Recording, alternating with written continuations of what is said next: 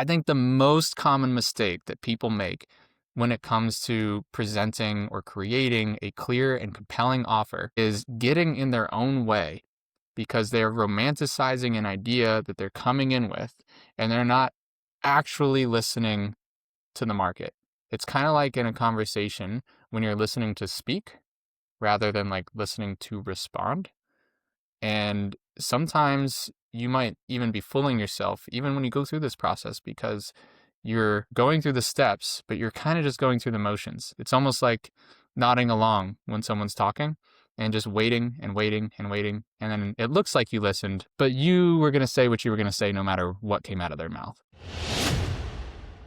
With you, Riley, we're going to talk about reaching out to people who may be interested in what you have to offer as a coach, as a consultant, as a business leader, business professional, and you have this approach or framework. You call it the authentic outreach Yep. framework. Yep. Now, of course, I'm aware of what we are talking about when it comes to reaching out to people who don't know you. You add this word before, authentic outreach. What's the core idea behind it? Well, I'm trying to think of the best starting point here because the full story is it goes all the way back. I mean, God, really like my childhood, but formally probably to my master's degree in psychology. And there's a lot of different modalities and approaches we learned in that graduate program, but a big part of it, for me at least, was something called person-centered therapy. And so oftentimes I describe this to people when they're trying to wrap their heads around it. It's kind of like you're married, right, Andrea? I am, yeah. Yeah. And so when you guys were just dating, did you ever meet mom or dad? And like, do you remember meeting for the first time? Like being introduced to Yeah, I do, yeah. yeah. And when you first had that, you probably wanted to make a good impression, I'm assuming, Definitely, yeah. hopefully. And to make a good impression, like, do you remember any of the thoughts that were going through your head or kind of like how you were planning to behave or planning to act or planning to talk about, like anything like that? I don't remember the details. It happened, when was it now? More than Time maybe ago. like 10, 15 years ago. Yeah. But in the end, you just want to, assuming that you are a good person, you just want to show them that that's the case. So you want to show yourself the way you are. Yeah.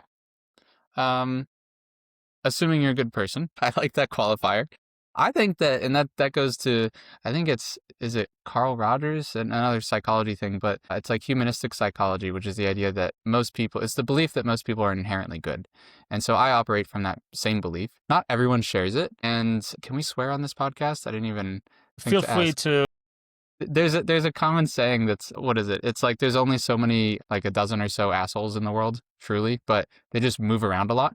So you can, but I guess all that's to say that you just want to be yourself, show your true self, and it's sort of that first interaction, first impression thing where you're being polite. You're probably asking them to talk about themselves. It's really normal, like societal, cultural norms. It's not really anything that special or unique, but for some reason when we take that out of context and we put it into like a formal or business relationship, people like they start to act different, and I don't really know why. So all it is we're trying to re-normalize that human connection and relationship building. And so we've kind of broken it down into a framework and formula, you could say. Really, it's that blend of art and science, but it's relationship building at its core. That makes sense. And before we unpack the framework in more detail, now you say, and it's so true, that we've got some basic, fundamental norms that we all try to adhere to when it comes to having relationships in society. As soon as the dynamic is a little bit different, it's more formal, or maybe it's more like in professional settings, things change. In your experience, Riley, what behaviors make outreach feel inauthentic instead? Yeah, there's a lot of them. I think I mean, because A term that I love is it's called getting pitch slapped, and I'm sure you've experienced that yourself. Anyone who's on LinkedIn, that's our main platform of choice. But it happens on Twitter, X, Instagram. I'm not really active on TikTok, but I bet it happens there too. Pretty much any social media platform or online platform, and even email. That's the epitome of cold outreach. And it's called cold because from the seller's point of view, or from your as a business owner, you're trying to reach into a cold audience. But that doesn't mean that the outreach itself has to feel or be cold. Because it's kind of like if you meet someone and you say, "Oh, that person was cold," or "They give me a cold shoulder," like that doesn't feel great. And I think one of the reasons that it does work for people and people do it is because if you're trying to scale and have a multi 7-figure or $1 billion empire, and build these massive machines, and you want to have something that's highly templatized and all those kinds of things, like, then you can just spray and pray and send out the same message to thousands and thousands of people and see what hits, and something will hit. And that's an approach that people take for sure. But that is one of the reasons why it will feel inauthentic, because that it's just a cookie cutter message or response that you've received. So that's one, is I think most people want to feel like it. I had a mentor that said that all anyone really wants is to feel seen, heard, and understood, and or loved, depending on the context. And so when you receive something like that, it doesn't check those boxes. So personalizing and actually taking the time to read into someone's their experience, their past, their background, profile, whatever, can help to combat that. And then the other thing from the buyer, or I should say, sorry, the business owner's perspective, is sometimes they get in their own head about like feeling salesy or sleazy, like they're just trying to make a transaction. And that's another thing that kind of blows my mind, because business at its heart is there should be some sort of transaction. So to me, then people, and this is where like it's important to be aware of, before you even try to build a relationship, it's important to be aware of the who and the why. Who are you trying to build a relationship with, and why? And that gets into a whole other can of worms, but like you need to have alignment there first, probably before you even get into authentic outreach. Mm. And you mentioned something already, for example, personalizing the message. Now, say for example, you mentioned LinkedIn. You get a message on LinkedIn. What kind of message makes you say, okay, that's interesting. I want to reply to this, or I want to check it out. Should that message include any components or elements, or anything that you'd like to mention in terms of, okay, that's a good example of reaching out to someone in an authentic way? Well, we can try to come up with a specific example, but it really varies depending on you and the other person. So if you're asking for me specifically, like that answer might look very different than what your answer would be, or anyone else's. And so really what you're talking about is the very first step. We really have 3 kind of pillars of authentic outreach. And the first one is the personalized introduction. So there's 3 I's, and that's the first one, the intro. And it just needs to be something like a lot of times a mistake that like our clients might make is trying to um, make it very specific to their offer or their service, their product, which again, it can work. I don't want to say that it doesn't. But the reason we correct that, and I call it a mistake, is because it doesn't have to be that. Literally, I mean, the example that we share is, imagine if you're grocery shopping and you happen to be standing next to someone, and you reach for the same, I don't know, the same produce. You might kind of chuckle and laugh and be like, "Oh, we're both here. Like, how funny." And then before you know it, you stopped standing in the grocery store for 10, 15 minutes talking to this person about God knows what, because that's where the conversation went.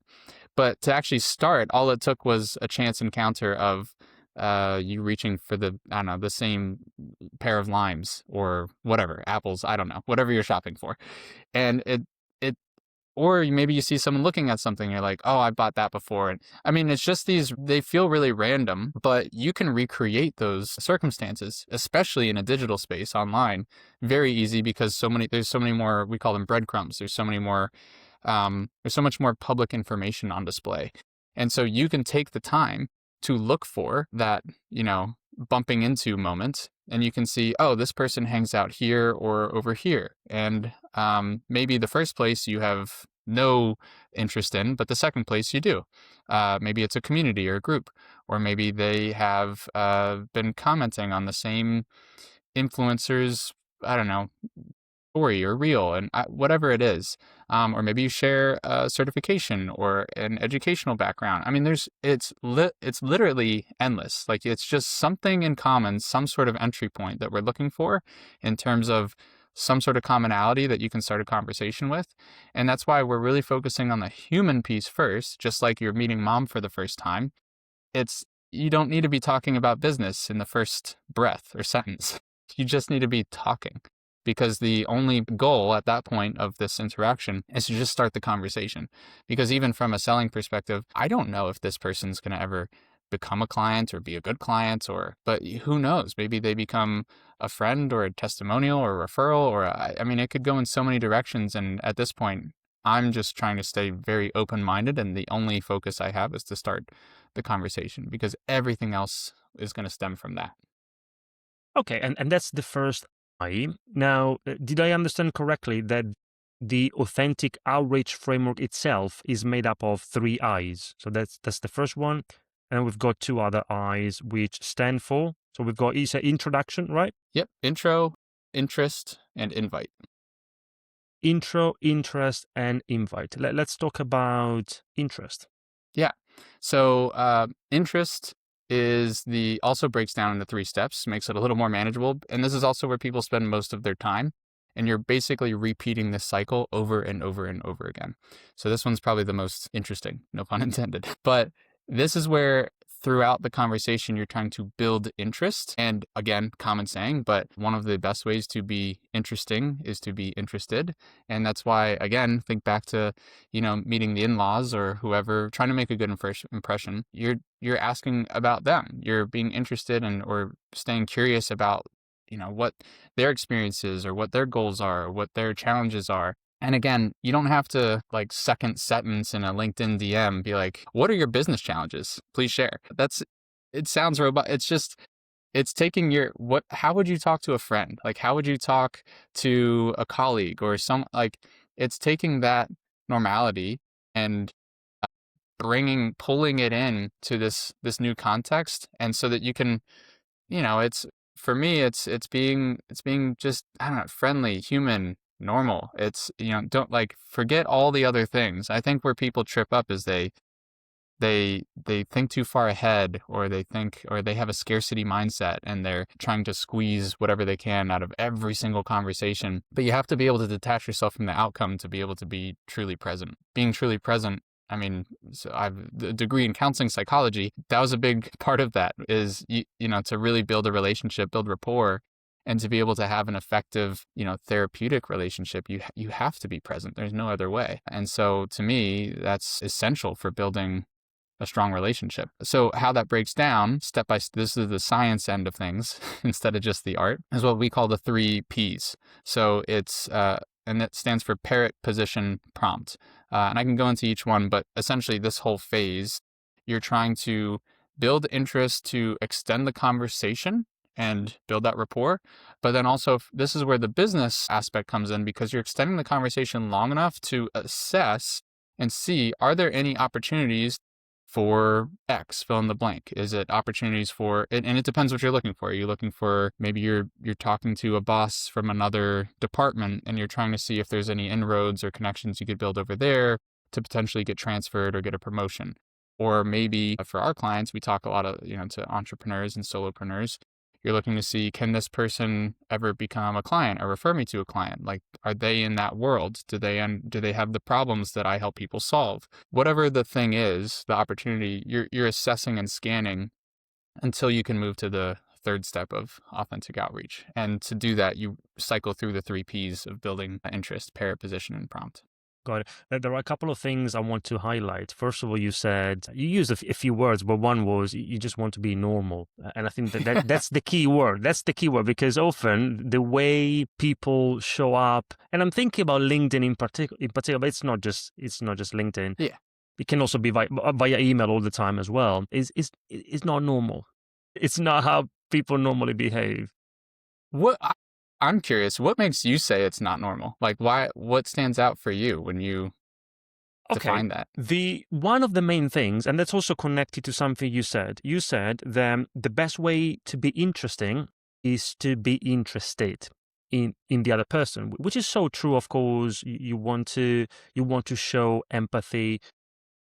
However, and don't get me wrong, Riley, 100% agree with you. It's true.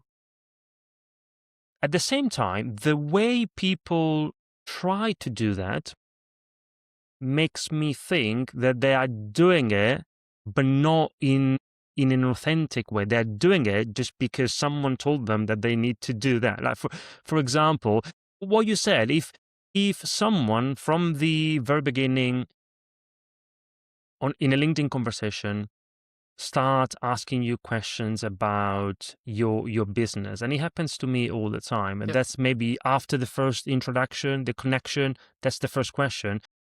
You are asking me a question about me in a way that, yeah, you show that you are interested in me, but it's clear to me that you don't really care about the answer to that particular question. The only reason why you're doing it is because you've got your own agenda. You want to get there. Hmm.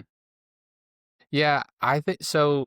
This is a really interesting. So first of all, just to make the distinction, because like the normal, I guess, is subjective, right? And so it's normal based on the environment that you're in. So as someone who works with a lot of businesses, it has been in a lot of businesses anything business, I love talking about. Like I can geek out about it.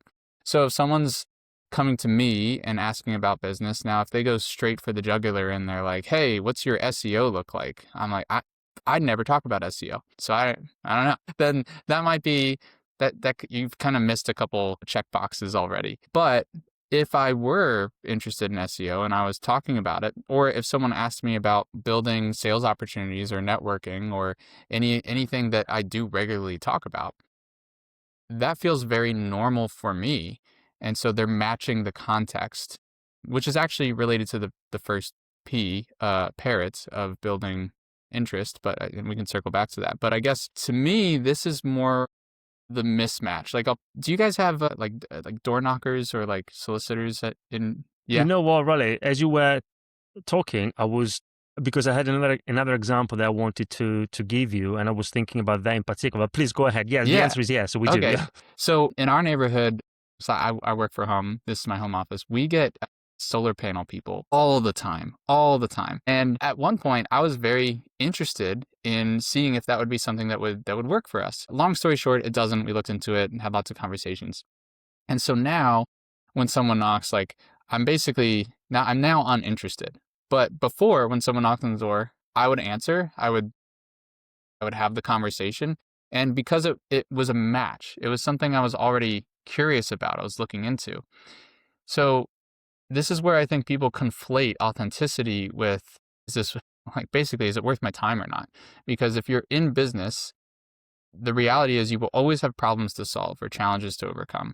And if someone offers you help with a particular challenge that you were trying to overcome, that feels fortuitous. That feels aligned. It feels like a gift from the universe. Like, oh my God, you found me at the perfect time. This is so great. But then if not, that's where it's like I don't know, guy hitting on the girl at the bar and it's completely unwelcome. And she says, "Get away from me, you creep." So the reality is the actual behavior is not that different. It's just the environment's different and the context is different. So that's where that first step, a lot of times people skip over that. Because if you took the time to see that I personally don't really talk about SEO or care to talk about SEO, it's just not something that's part of my business plan at the moment, then you might be able to save both of us the time by realizing that that's not really a topic of conversation I have any interest in. And so that's not always like, it's easier said than done. It's not Like you don't have 100% success rate on, your research before you personalize an introduction, but I think it's more that realm. And it's so again, then from the business owner's perspective, because we've been talking from the buyer's perspective, it's just being really clear on, again, like the who and the why. And so, because you only have so much time, like you can only talk to so many people. And if you're trying to build your business, it would make sense that the majority of people you talk to might relate to your business. I mean, if you only talk to friends and family, like your grandma's not going to be your best customer, she's not going to help you reach that next milestone.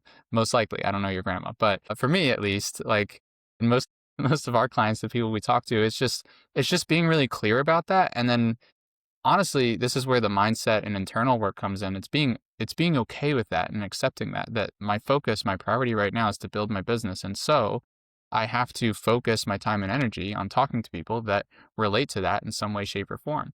And if you're in a business that you're actually interested in and care about, then it's probably going to come across with more authenticity when you ask about a topic that is somewhat related to that space. Just like if someone was talking to you about your podcast, you probably would be a little bit more receptive to it, as opposed to, I don't know, the random cold, you should work on your YouTube SEO. And maybe you are, I don't know, but does that make sense? I'm not. Yeah. No, it does make a lot of sense. And what do you think about in their intro, in the cold outreach, what do you think about, I've heard sometimes the strategy, if you want, of paying someone a compliment. And the reason why I'm asking this question is because, again, I'm thinking about the example I had in mind. People who knock at your door just recently, maybe last week, a couple of weeks ago, my wife, this is also my home office. My wife was in the other room. She was super busy, stressed, and someone knocked and she went downstairs, she opened. And the very first thing the person said was, after a very enthusiastic, how are you today? Let's super enthusiastic. And also, immediately after that, she paid her a compliment, saying something like, "You look so beautiful today. What makeup did you use?" Something along those lines. Now, if again talking about context, if again I don't know, Riley, you are the expert, you tell me, but if at the very least there was a connection between that compliment and in the end the thing that you wanted to talk about, it wasn't even about makeup. I think they were promoting milk deliveries to your door. So it was really just a way to give you a compliment. But for my wife, and I agree with that because I'm at least I'm like her, she could see that it wasn't authentic. She had no interest in how beautiful my wife was. She had no interest in the makeup that she used that day. It was just a tactic. I'm sure there's someone in that company told that person to do that. What are your thoughts? What do you think? Yeah, first thought is clever. Yeah, that's definitely a tactic. But again, like this is where the lines start to blur, and I personally think it's okay, because again, it comes back to like what was that person selling? Not makeup, but milk deliveries. Yeah. So I don't know, if your wife was looking for milk delivery, it's such a random example, but then maybe you wouldn't have thought as much of it. But I think authentic is I mean, the word itself can be overused, and I guess it can mean a lot of different things to different people. But for me, the place that I'm coming from is only you really know. So only that salesperson really knows for sure whether or not they were interested in your wife's makeup. So for me, when I look for things to personalize the introduction, and then as we move into the building interest phase, I'm looking for things that I'm actually interested in. Now, I have the benefit of naturally being a very curious person. And so for people, so this is what we tell, like, for our prospective clients that want to learn like these kinds of approaches, or, learn how to expand their network and their pipeline. If you don't like talking to people, probably not a good approach for you. If you aren't a curious person, if you just want to, clock in, clock out and pump out the, new lead, closed or not, if you're just trying to build the machine, it's this. And again, this is where the art and science comes in, because it's not to say that this can't be turned into a machine. I mean, we literally have called this as like the opportunity engine. It's just there's some repetitive tasks. There's some, it takes work. It takes some amount of, hustle or effort or determination. But the reality is like if someone is paying, and if it's a compliment that you're paying in particular, it just needs to come from a genuine place. And Exactly. again, if that's it, so that door knocker, they're trying to win business. So if that's the same compliment that person uses for every single house, yeah, probably not super genuine. It is just a pure tactic. And And I think, still, Riley, so sorry to cut you. yeah, I know yeah. I know I shouldn't do it because No, this no, is go your ahead. but because that's so that's it. That's exactly what I wanted to. I don't know. Of course, I don't know, but I think because I could hear the conversation. I don't know why, and it's difficult for me to articulate why, but I think it's very, very likely. Just if I think about the way that compliment was said, I think it's very, very likely that it's exactly the same compliment. Yeah, that to me is the key distinction, and that's okay. So having the principle in place for that specific sales strategy to pay a compliment to each new prospect, I think that is in total alignment with authentic outreach in terms of like that is how you're going to you're going to scan and immediately look for something that resonates with you that you can compliment. That's totally fine. Again, meeting mom for the first time, that would make sense. You're going to look for something, right? But if it's the same compliment, like you wouldn't compliment her mom the same way you would compliment her dad, right? A little bit different. So you would personalize it to the context. So I think it's where it's the same script on repeat is where it becomes not authentic outreach. And I would say that's more just an approach for cold outreach to improve open rates or improve click rates or improve conversion, whatever step you're at.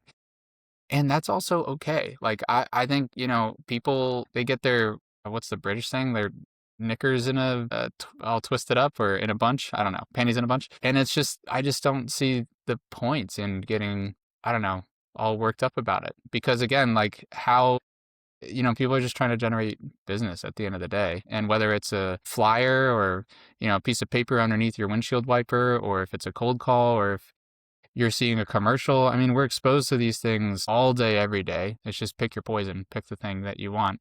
And the ones that resonate with us, we're totally okay with because it resonated with us.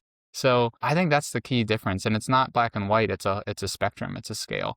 And so for us, when we teach authentic outreach, we're teaching it so it's warmer than cold. You can use it with warmer audiences, but it also works for colder audiences. It just would make sense that it takes more time for someone who's cold to warm up than someone who's already warm. Yeah, definitely. Yeah. Okay, now we still need to talk about the third I, right? So we said intro. We said, remind me, Riley, the second one was Interest. And then the third one, Invite. Yeah. So when you've gone through the cycle of, again, parrot position prompt for building interest, and you've eventually, the therapeutic term that I pulled into this is, it's literally called an entry point. And so what you're looking for is an opportunity to move. So in like a one-on-one session, it would be to move deeper, to unpack whatever the thing is that needs to be unpacked. In a sales process, it's to move to whatever the next step is in a funnel, pipeline, etc. And so that's why this phase, if you go from like top to bottom or start to finish, you move from cold audience at the very start, we'll say someone you've never met before. You personalize the introduction. You then are building interest, building rapport. And then you say, this person maybe has some, speaking opportunities on the horizon and they want to get better at speaking on stage. That's interesting. Maybe we should have a conversation about that. And so you'd be inviting them to the next step, which in this instance would be having a conversation about it. And for us, we have a particular kind of cadence or sequence of events that we recommend people take that feeds into the rest of our overall process and approach. But it really works at literally any step. It could be the very beginning, middle, or even the end where you have closed a new client. You should still be inviting them you should always have a next step That's kind of sales 101 is what's coming next. And that's how you can stay one step ahead, is you always have the next step. And then they always kind of know when you're meeting next or when to expect to hear from you next, or, depending on where you are in the process. You mentioned that you recommend a cadence of events as Mhm. part of the, yeah, to tell me more about this cadence. Yeah, so we teach something called the collaborative value creation, I guess, approach, or that's sort of our phrase for it. And so for us, when we help people package up their expertise or create a new offer to help them with their pipeline and conversion, we don't believe that you should do that in isolation.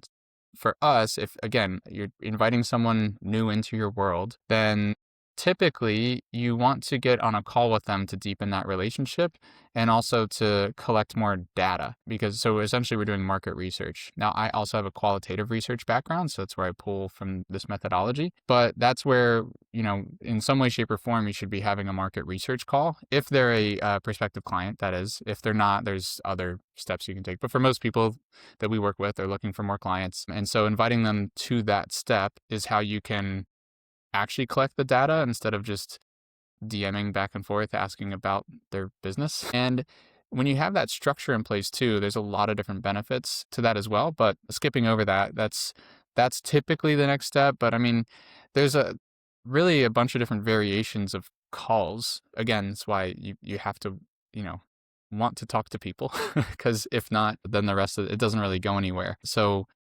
for most coaches, consultants, facilitate service-based businesses, I'll say getting on that call is typically the appropriate next step. And then it might be maybe the first call is actually, getting on a virtual coffee and just having more rapport time and building that relationship so that you can better assess if there is any opportunity. And it could go both ways. Like, I'm always open to connecting dots for people, or, potential partners or potential clients. We just referred one of our past clients, to someone else. That was just last week. So it just, I hate saying it depends, but getting on a call and then figuring out what the next best step is usually makes a lot of sense. And then you're repeating the process from there. You're going to invite them from there. You invite them to the next step, whether it's a sales call, or maybe you went from virtual coffee to market research call, or maybe from a market research call, you're like, oh, you know what? Actually, you should talk to this person, and you're going to invite them to. So it's just whatever the next step is that invite. Before we continue with this episode, I just want to share a few resources that I think will be super useful for you. The first one is check out either my book, Confident Presenter, or my colleague Phil Wakenall's book, Business Presentation Revolution, or both. These are books for business owners and leaders who want to take their presentation skills to a higher level. To make the most of the books, take the Confident Presenter Scorecard, which is an online tool that allows you to assess your presentation skills for free in less than 3 minutes. And then also, at the moment, I'm running a series of free presentation skills web classes, and I'd love to see you there. The links are in the show notes. Now, let's go back to the episode. I like that you say it depends, because when someone says, this is the method we've developed, and they talk as if it's the only thing that works in the entire world, now something is off. So it depends. It's true. It does depend. And also, now, because you said, okay, typically the next step tends to be a call, that's what you tend to recommend. I just wanted to tell you what my next step or next steps tend to be. I think that a call tends to be a big commitment for people. That's how I look at it. So that's why before the call, the next step after their building rapport phase, introduction, is either inviting them to a free web class, webinar, something like that, or asking them, again, when I see that potentially there is a good fit, that they are interested, inviting them to complete a bit of a quiz or a scorecard for them to assess their current strengths and weaknesses in our area when it comes to presentation skills, public speaking. And then from there, if they take the quiz or if they attend the web class, then the next step after that would be a one-to-one conversation, again, if they are interested. That's how I go about it. What do you think? Yeah. No, I love using you as an example. So there's going back to it depends. It depends on what stage you're at and what niche you're in. So, for example, we had a pair of clients, a husband-wife team that they were already established. So basically, the distinction is if you're already established or if you're not. I'll kind of break that apart. So if you already have a business in place and, business as usual, maybe some SOPs or, whatever, you have product market fit to some extent. What they wanted to do though was bring a new offer to market. And so for them, they already had an audience, they already had access, they had those things. And you'd be surprised at how many people, if you're in that position, are willing to speak and get on a call. Actually, in some instances, you have to filter people out if you're actually that far ahead because there's a lot of tire kickers. People that just, they just want to pick your brain or what, and that's not really the point of the call. So one of the other phrases we use is value pitch. And so the collaborative value creation process is you're literally just the act of listening and being present and reflecting back what people have told you. That itself is valuable. Now, I say it depends on the niche as well, because if you are in a business where you're trying to target very, very senior or C-suite executives, that's their whole life. They're surrounded by yes men or people that just all they want to do is listen to them. And so in that instance, we would recommend probably starting with what we call an appetizer, which is kind of what you were describing. So an appetizer in business terms is then giving someone a taste of what you are like or have to offer, generally for free. It doesn't have to be for free. We had one client who got paid for market research, which was awesome. But that's sort of like the, initial starting point. I would say that a paid appetizer is probably a higher commitment than jumping on a virtual coffee, though, in most scenarios. So again, if you're already established and further ahead, then by all means, like go for the appetizer as the next step, especially if it's more scalable, like a one-to-many webinar. Totally makes sense. If you're not that far along though, or you're trying to start a new offer, or you don't have an appetizer, or you're trying to crack into a new market, any of this newness, again, we talk about the difference between the top-down approach and bottom-up approach. And top-down basically means building in isolation. It's the idea that like build it and they will come. I have this awesome idea I'm going to bring to the world.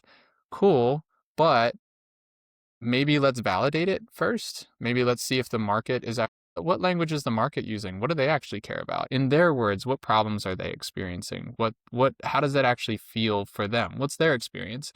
Those are all the things that we can dig into in a market research call, even if it is to create an appetizer. So going back to our husband and wife clients, they were trying to build a lower ticket entry point offer because they already had a high ticket offer. And to bring that into the world, they did a ton of market research. And when they finished launching with us, they were able to finish working with us. They were able to launch that new offer into a pre-validated, pre-sold market.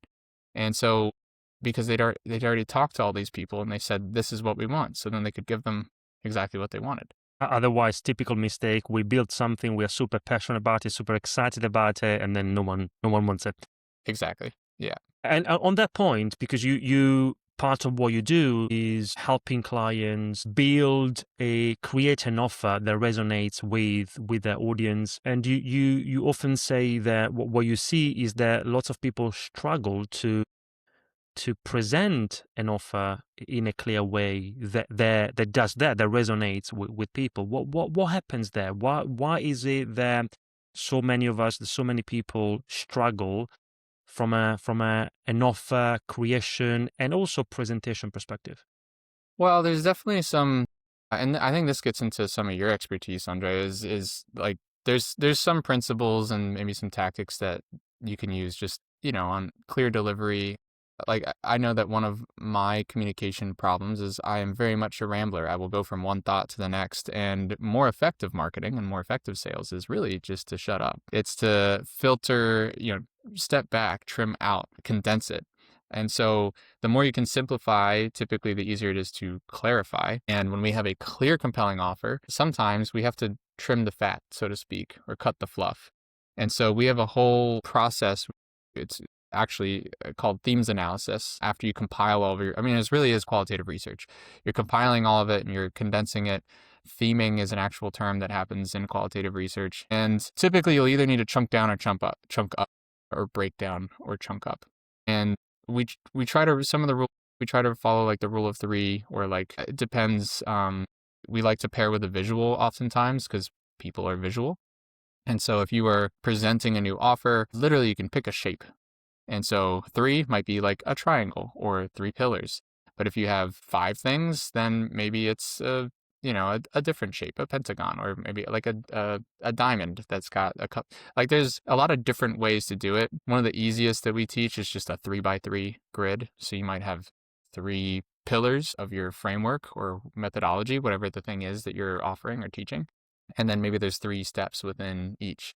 And for some of those, you might need to chunk down and compress because it's really meaty to get to 3. And others, it's like, we've got 2, but let's split the second one into 2 just to make it easier to understand. And then it's a nice, pretty picture. So there's a lot of components that go into it. But I think the most common mistake that people make when it comes to presenting or creating a clear and compelling offer is getting in their own way, because they're romanticizing an idea that they're coming in with, and they're not actually listening to the market. It's kind of like in a conversation when you're listening to speak rather than like listening to respond. And sometimes you might even be fooling yourself even when you go through this process, because you're going through the steps, but you're kind of just going through the motions. It's almost like nodding along when someone's talking and just waiting and waiting and waiting. And then it looks like you listened, but you were going to say what you were going to say no matter what came out of their mouth.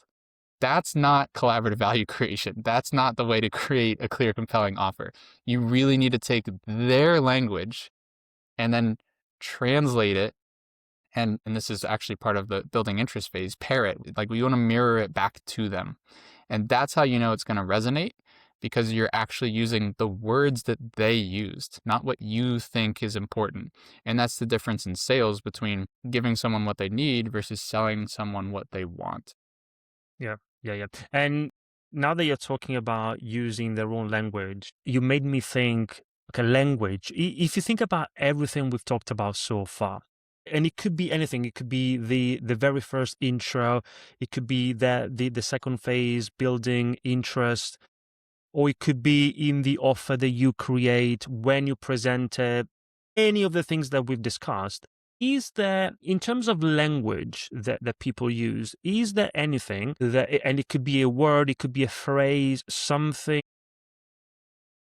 that people sometimes use and we shouldn't be doing it because it goes against the principles that you've been discussing? Or it could be the opposite. You've got something, language, a phrase, a word that tends to work really well in like building rapport, building relationships that may lead to business opportunities. Yeah, so I'll give the 2 versions of this answer. So one, I'll do the science and the art, right? So big picture, the art, I guess I'll say, the principles is it's not so much a specific word. It's more about the kinds of words. So when we talk about creating an offer, one of the components of that offer is it's kind of the how it works section. There's so much that goes into this, but this simple takeaway here is, how does this benefit me? That's what I want to know when I'm looking at an offer. Just like we put a patio in our backyard and I knew what things I wanted a patio for, and I didn't really care where they got their stone or what brand of hammer they were using. Like, I don't care about those things. Those are features. What I cared about were the benefits. And a lot of times, have you ever heard of the curse of knowledge? Is that okay? It's the number one problem in communication. There we but go. for those who are not familiar with it, yeah, feel free to describe it. Yeah. Well, essentially, fill in any blanks here if you think I'm missing them. But the curse of knowledge is essentially, the more you know, the harder it is to communicate that knowledge to someone, especially someone who is novice or is not as knowledgeable as you are. And we tend to let that expertise and knowledge, the curse of knowledge, get in the way of actually teaching or explaining that to someone else. And so when it comes to the benefits versus features, we can just like before, I was saying, like, so I've been in business for 10 years. I can really geek out about entrepreneurship and business, and I might use terms and phrases that other people who are in the journey or in the weeds, or that might resonate with them, but to others, they might have no idea of what I'm talking about. And it's kind of like that. So if you are really passionate about what you do, which you should be, like, nothing wrong with that. But sometimes that gets in the way, kind of like the curse of knowledge, where you get really excited about this special tool, or I got trained in this specific methodology, or I got this certification and I'm going to use that to help you. They don't, your typical average buyer, like, doesn't know. They don't know. And if you think of the marketing stages of awareness, it's another thing to keep in mind. The percentage of the market, specifically whatever your target market is, there's such a small percentage of them that are product aware, and before that solution aware, and before that problem aware. A lot of people just don't know. And so you have to be able to speak on simple terms to people who are maybe only pain aware. They know their experience. That's like when you go to the doctor. It's like, doc, my knee hurts. Don't know why.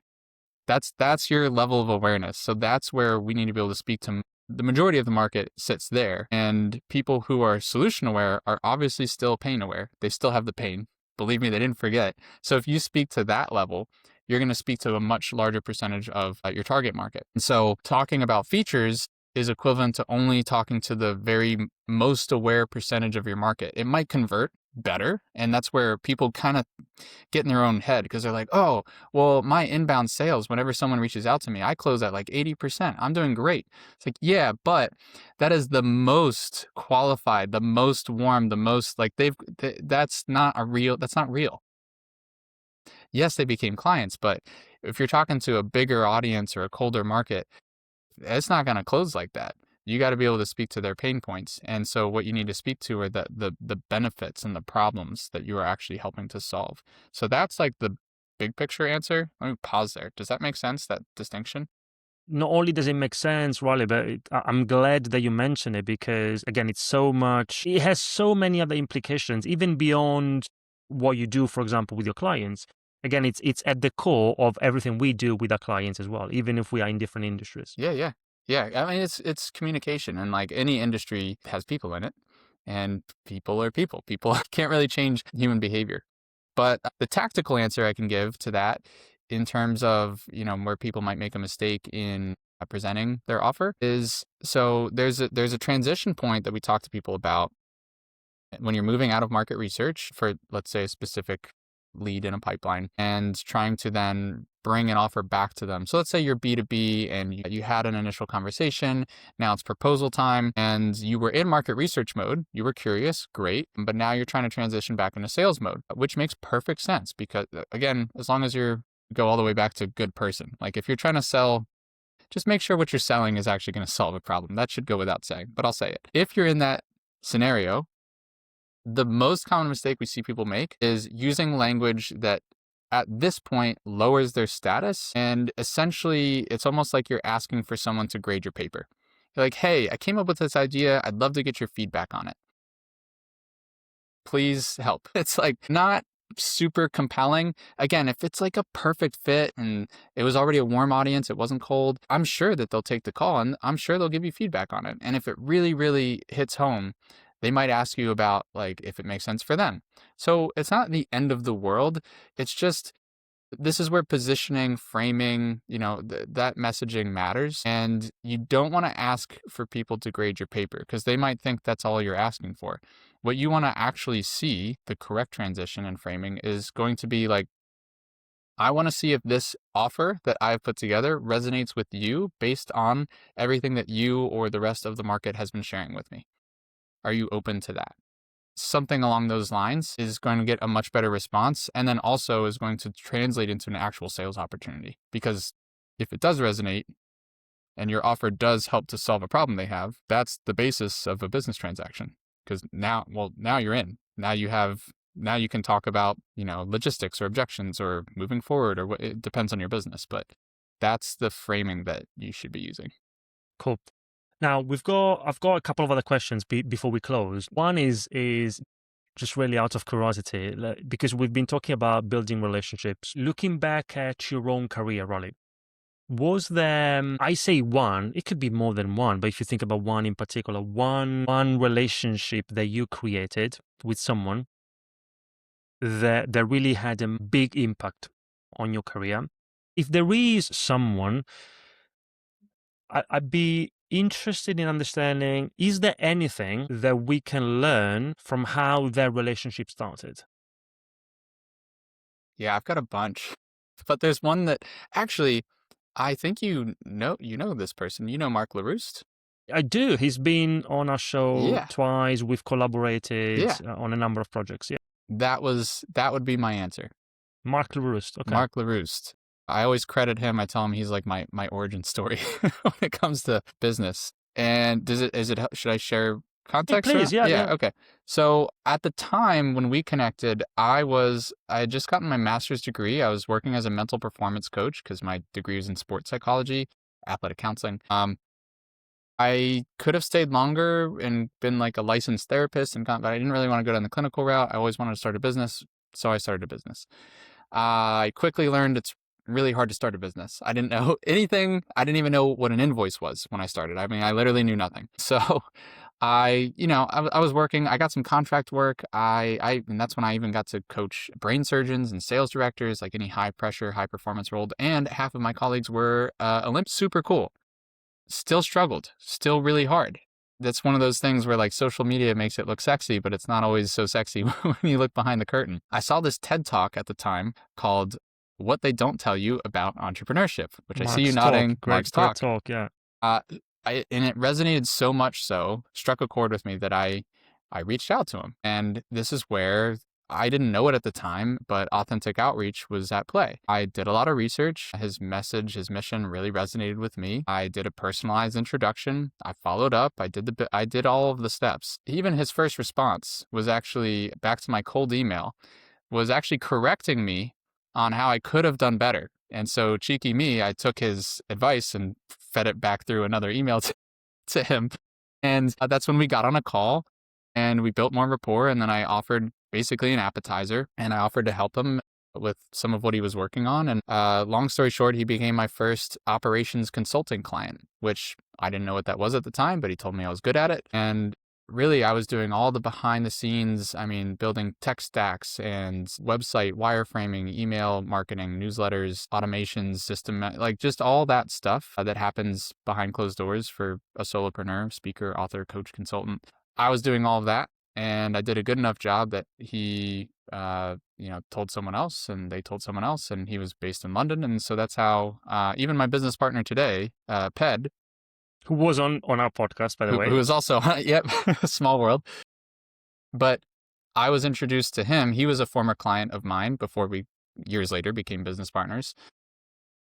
And, Okay, so Ped was a client of yours. Ped was one of my operations consulting clients. And he was introduced to me, I think, actually through a mutual connection between him and Mark, even though him and Mark also knew each other. And we just, we've stayed in touch. And this is what I mean about the authenticity is I reached out to him because it actually resonated. I actually cared about the industry he's in. And this makes sense that you know all these people because I'm interested in this. 10 years later, I'm interested in this space. And so much so that like I actually went to Mark's wedding in France this past summer. So I'm not saying that you can build those kinds of relationships with every single client or prospect or person you talk to. But when you bring your full self and you focus in on a specific niche, and that's why that matters. You just only have so much time and energy. Then your hit rate is going to be much higher. And it's strategic, but being strategic is not the opposite of being authentic. Yeah, I think the two can absolutely coexist, and there's absolutely nothing wrong with that. And then you can evolve over time, as I have. I'm no longer doing operations consulting. I've woven that into the systems and frameworks that we teach, Ped and I, both with our clients today in our accelerator program. So it's, Mark was so well connected that, sometimes the people you connect to, that's why I say you never know where it can lead. It doesn't have to, just be a quick turnaround transaction. Sometimes it's really is the relationship is the most important part. Great story, and we say hi to Mark if he's listening. And by the way, the talk that you mentioned what they don't tell you about entrepreneurship or what they don't teach Yep. you about. Yeah, great talk, more than 1 million views, and talking about. If I think about again what we do from a public speaking perspective, it's an excellent example of a great presentation, not just from a delivery perspective, because you see, Riley, often when we think about especially TED Talks and conference talks, keynote presentations, people often think about the delivery, the performance side of things. And Mark is a great speaker, also For from a sure. delivery perspective. That was excellent delivery, but he also resonated a lot with me, and that's why I wanted him to be on the show, because in the first time he appeared, we deconstructed that talk, and Love for that. me the most important thing was the story itself, the message itself, which in communication is what makes a difference. Then of course you can amplify your message with your delivery, but without a story that resonates with the audience, it doesn't really matter how good you are from a delivery perspective.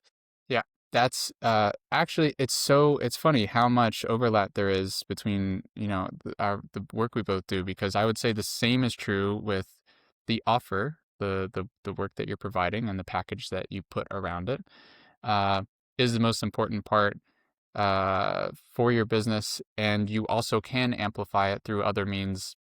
Like that husband and wife team, when they first came to us, they were actually looking at running paid ads. And I said, well, that's a great idea after you do this work, because otherwise you're just throwing money. It's like, you're just burning through ad spend and you're throwing spaghetti at the wall, seeing what sticks. But let's see what sticks first, and then you can be more efficient with your ad spend or whatever else you want to do afterwards. And it sounds like same idea. Same principle. Now, are you do you read books, Riley? I do, very slowly. So I have a lot of books that are behind me for people watching, but I have not gotten through all of them because I am such a slow reader. No, that's okay. So, for as a slow reader, if you think about what we've discussed today, for those who want to learn more about the ideas that you shared, in addition to connecting with you, and I'll give you an opportunity to tell us how they can do that. But do you have any book recommendations? It could be a book, or it could be an article, again, a video that people can watch to go a little bit deeper here. Yeah, I mean, on this specifically, I actually don't know of a book that encapsulates this whole conversation in one book. That would be really cool. That tells us something. That tells us something. Someone should write that book. The idea just came to me. So thanks for that. But I would say the thing that's probably closest, that I think I was 19 when I first read this. I just started college, and it's been around for, God, probably closing in 100 years, and still is just as true and works just as well today, is How to Win Friends and Influence People by Dale Carnegie. I've so many people have heard of it, but it's just, I mean, when we go back to that point where we use the word normal, I think, again, normal is subjective, and one of the things we talk about is like mirroring or matching. Like you need to blend into the environment and say things that match, the context that you're in. But at the same time, and at least I'll talk for the Western Hemisphere, I only know so many different cultures.